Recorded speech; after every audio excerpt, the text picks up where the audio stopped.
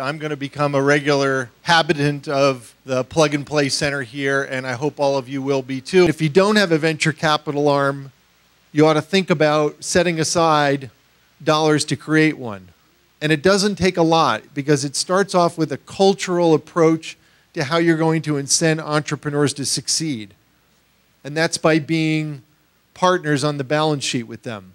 It's a very powerful instrument. It's very common here in the Valley, but I hope you'll take it home with you and think about it seriously.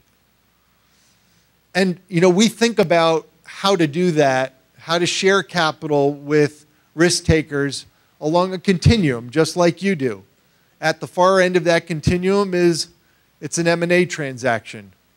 But what you'll find at the far left in this diagram, on your left, is there are a whole bunch of steps, lots of little steps, ways that you can segment the way you partner with entrepreneurs and emerging companies where you don't have to take as much risk. You might have a different accounting treatment of it, but it doesn't take a lot of dollars to incent these entrepreneurs to do some bold things for you. And I would really encourage you to think about that process carefully and come up with your own constructs. And to the extent we have time to hang out together here over the ensuing years that we're going to be collaborating together, happy to share with you, and my colleagues will be here. I'm sure they'll be happy to share with you of how we're going about thinking about this. And again, I would remind you, this is a continuous process of improvement. We definitely don't have the complete formula. Otherwise, our market cap would be rising hourly, but it's not. So we have to keep working at this to make it better. We would love to announce that we are looking for startups that are in connected health. It's going to be a digital set of opportunities, and it's certainly going to be across a spectrum of, we have customers who we're being disrupted against all the time by retail. We have patients who need our products, have a disease burden, and we'd like to find a way to know them, learn what their needs are, and then ultimately design our products that better suit their needs. And then we also want to know what happens after they take our products. What's their experience? Is it positive? Is it negative? Is it sideways? How do they become more compliant?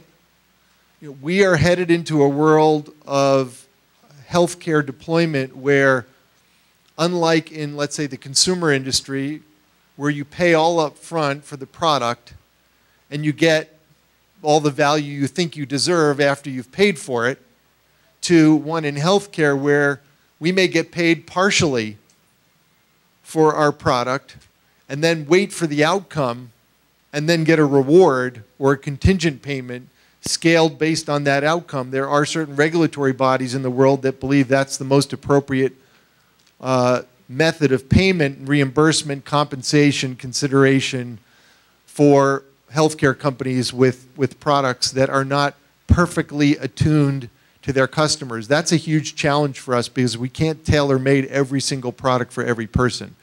So this is an opportunity for us to use digital technologies to help learn about our customers before they become paying customers, gain more insights into them, have traction around them, and in some cases play defense and offense because some of our retail partners' interests are not perfectly aligned with ours.